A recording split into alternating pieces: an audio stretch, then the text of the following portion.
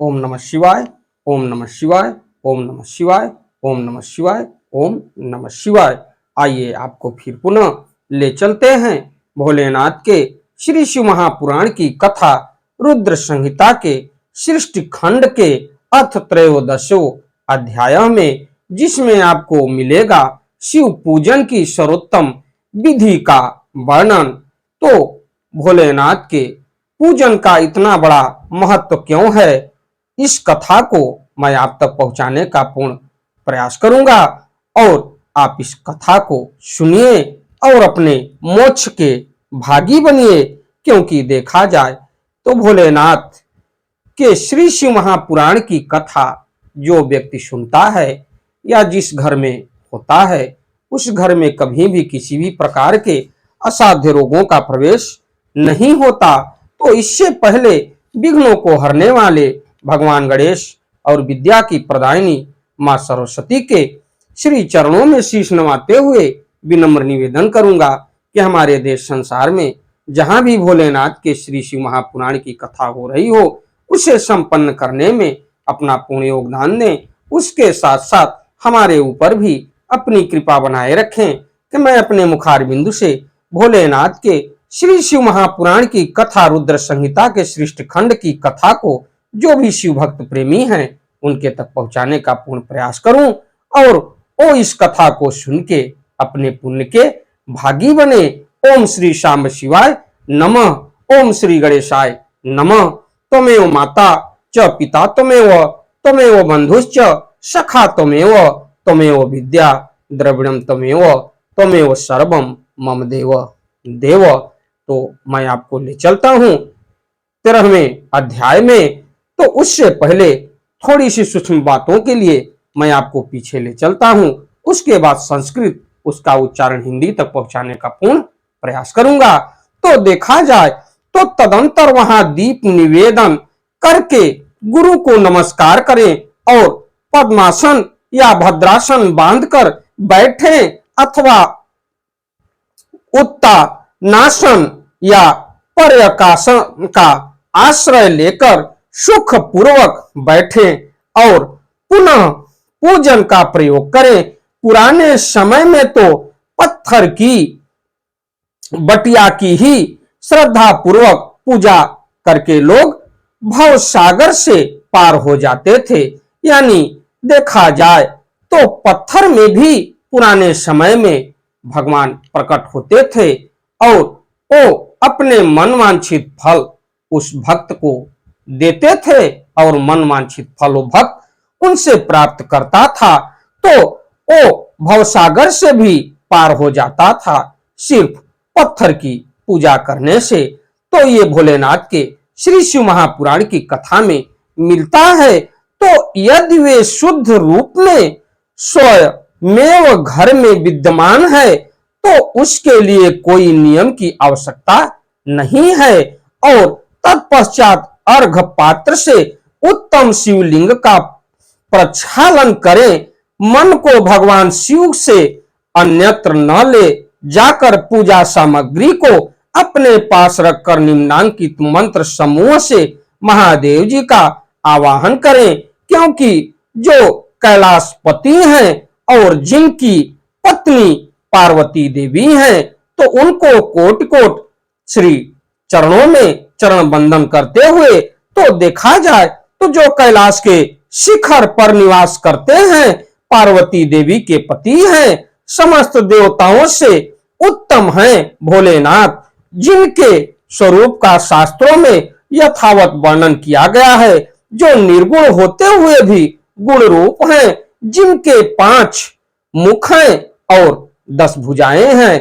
तो भोलेनाथ को देखा जाए तो भोलेनाथ के 5 मुख हैं और 10 भुजाएं हैं।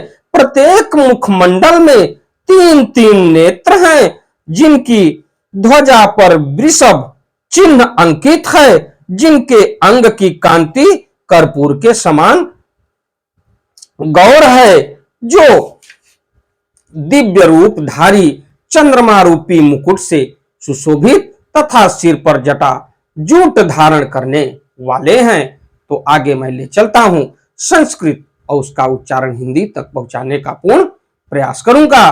तो व्याघ्र चर्मोत्तरीयम च गज चर्मांबरम शुभम वासुक्यादिप रीतांगम पिनाकाध्यायु धान्वितम सिद्धियोष्टौ च यशाग्रे नृत्यन्तीह निरंतरम जय जयेति शब्दश्च सेवितम भक्त पंजकैः तेजसादुष हेनैव दुर्लक्षम देव सेवितम शरण्यम सर्वसत्त्वानां प्रसन्न मुख पंकजम वेद शास्त्रर्थ था गीतम विष्णु ब्रह्मनुतम सदा भक्त वत्सल मानंदम शिव मावाहयम्याम्यहम एवं ध्यात्वा शिवम सांब मासनम परिकल्पयेत।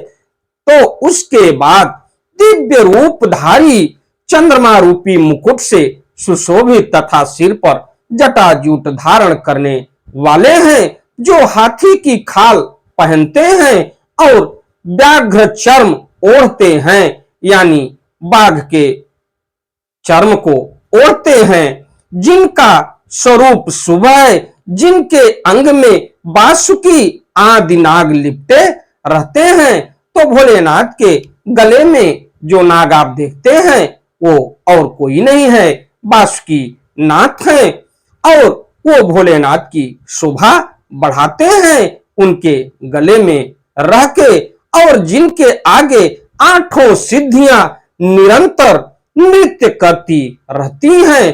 तो 8 सिद्धियों का मतलब यह है कि जो देखा जाए तो रुद्रावतार महावीर बजरंगबली एक ऐसे हैं जिनको 8 सिद्धियां प्राप्त हैं, और वो 8 सिद्धियां देखा जाए तो भोलेनाथ के आगे नृत्य करती रहती हैं। अब भक्त समुदाय जय जयकार करते हुए जिनकी सेवा में लगे रहते हैं, दुस्सह तेज के कारण जिनकी ओर देखना भी कठिन है, और उसके बाद जो देवताओं से सेवित है, जो संपूर्ण प्राणियों को शरण देने वाले हैं, जिनका मुखार बिंद प्रसन्नता से खिला हुआ है, वेदों और शास्त्रों ने जिनकी महिमा का यथावत गान किया है, विष्णु और ब्रह्मा भी सदा जिनकी स्तुति करते हैं। तो देखा जाए तो भोलेनाथ की स्तुति परमपिता ब्रह्मा और धरती के पालनहार भगवान विष्णु भी करते हैं, और ऐसे भक्त हैं कि भोलेनाथ भगवान विष्णु को स्वयं आशीर्वाद दिए कि आप हमारे हृदय में वास करेंगे और आपके हृदय में मैं वास करूंगा।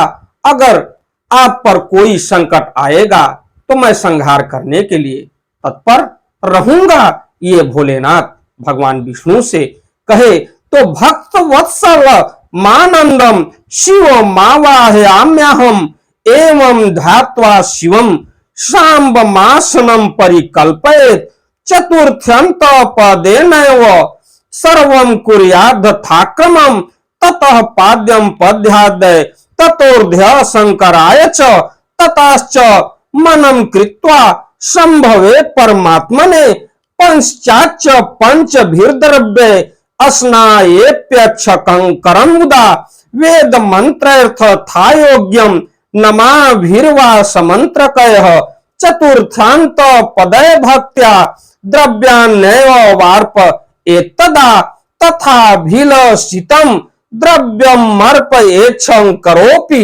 ततश्च वरुणं स्नानं करणीयं शिवाय वै। तो उसके पश्चात विष्णु और ब्रह्मा भी सदा जिनकी स्तुति करते हैं, तथा जो भक्त वत्सल हैं उन परमानंद स्वरूप शिव का मैं आवाहन करता हूं। इस प्रकार सांब शिव का ध्यान करके उनके लिए आसन में तीर्थंत पद से ही क्रमशः सब कुछ अर्पित करे। यथा सांबाय सदा शिवाय नमः, तो उस प्रकार आसन समर्पयामि इत्यादि। तत्पश्चात भगवान शंकर को पाद्य और अर्घ दें। तदंतर परमात्मा शंभु को आचमन कराकर पंचामृत संबंधी द्रव्यों द्वारा प्रसन्नता पूर्वक शंकर को स्नान कराएं और वेद मंत्रों अथवा समंत्रक चतुर्थ अंत नाम पदों का उच्चारण करके भक्ति पूर्वक यथा योग्य समस्त द्रव्य भगवान को अर्पित करें। अभीष्ट द्रव्य को शंकर के ऊपर चढ़ाएं, फिर भगवान शिव को जलधारा से स्नान कराएं तो सुगंधम चंदनम दधा दन्य लेपानी यत्नतः स्वसुगंध जले नैव जलधाराम प्रकल्पयेत। वेद मंत्र खड्गैर्वा नमाभि रुद्र संख्यया यथावकाशम ताम दत्त्वा वस्त्रेण मार्ज एततः पश्चादाच मनम दधा ततो वस्त्रम समर्पयेत। तिलाश्चैव यवापि गोधूमा मृदु मासकाः अर्पणीया शिवाय एवं मंत्र नारना विधैरपि ततः पुष्पाणि देयानि पंचास्याय महात्मने। इस प्रकार स्नान के पश्चात उनके श्री अंगों में सुगंधित चंदन तथा अन्य द्रव्यों का यत्न पूर्वक लेप करें। तत्पश्चात सुगंधित जल से ही उनके ऊपर जलधारा गिराकर अभिषेक करें। वेद मंत्रों और खड्गों अथवा शिव के 11 नामों द्वारा यथावकाश जलधारा चढ़ाकर वस्त्र से शिवलिंग को अच्छी तरह पोछे। तदंतर आचमन प्रदान करें और वस्त्र समर्पित करें। नाना प्रकार के मंत्रों द्वारा भगवान शिव की तिल, जौ, गेहूं, मूंग और उड़द अर्पित करें। फिर 5 मुख वाले परमात्मा शिव को पुष्प चढ़ाएं और उसके बाद प्रत्येक मुख पर इतना ध्यान रखिए कि भोलेनाथ के 5 मुख हैं, तो 5 मुख पर प्रत्येक मुख पर किस हिसाब से आपको पूजन करना है और क्या कैसे चढ़ाना है, तो इसके लिए मैं आपको ले चलता हूं। तो प्रत्येक मुख पर ध्यान के अनुसार यथोचित अभिलाषा करके कमल, शतपत्र, शंख पुष्प, कुश पुष्प, धतूर, मंदार, द्रोण पुष्प, तुलसी दल तथा बिल्व पत्र के द्वारा पराभक्ति के साथ भक्त वत्सल भगवान शंकर की विशेष पूजा करें। अन्य सब वस्तुओं का अभाव होने पर शिव को केवल बिल्व पत्र ही आप चढ़ा सकते हैं या अर्पित कर सकते हैं। अगर कोई सामग्री आपके पास नहीं है और वो सामग्री महत्वपूर्ण है जो भोलेनाथ को अर्पित करना आवश्यक है, ऐसी स्थिति में अगर आपके पास वो सामग्री नहीं है तो सिर्फ भोलेनाथ को उस सामग्री के अभाव में बेलपत्र चढ़ा सकते हैं। हमारी वीडियो, हमारी कथा आपको अच्छी लगे तो वीडियो को लाइक करिए, शेयर करिए, चैनल को सब्सक्राइब करिए, बेल आइकन दबाना न भूलिए, जिससे हमारी कोई भी महत्वपूर्ण धार्मिक वीडियो आप तक शीघ्र पहुंचे। आगे मैं आपको ले चलूंगा अगली वीडियो में कि 5 मुख होने के बाद भोलेनाथ के मुखों का किस प्रकार पूजन करें और किस प्रकार उनका अभिषेक करें। लेकिन इतना अवश्य ध्यान रखें कि भोलेनाथ के ऊपर अगर जल चढ़ा रहे हैं तो हो सके तो भोलेनाथ को सुगंधित द्रव्य डाल के ही जल चढ़ाएं, जो कि भोलेनाथ के श्री शिव महापुराण की कथा में ऐसा मिलता है कि उनके जल में सुगंधित द्रव्य होना चाहिए और उसी जल को आप उनके ऊपर चढ़ाएं, भोलेनाथ के शिवलिंग के ऊपर। हमारी कथा, हमारी वीडियो आपको अच्छी लगे तो जहां तक हो सके भोलेनाथ के श्री शिव महापुराण की कथा का प्रचार प्रसार करिए और अपने पुण्य के भागी बनिए। आने वाली वीडियो में मैं आपसे फिर मिलता हूं। भोलेनाथ के श्री शिव महापुराण की कथा रुद्र संहिता श्रेष्ठ खंड की कथा को लेके चलते चलते एक बार प्रेम से बोलिए श्री शिवाय नमस्तुभ्यम, श्री शिवाय नमस्तुभ्यम, श्री शिवाय नमस्तुभ्यम, श्री शिवाय नमस्तुभ्यम।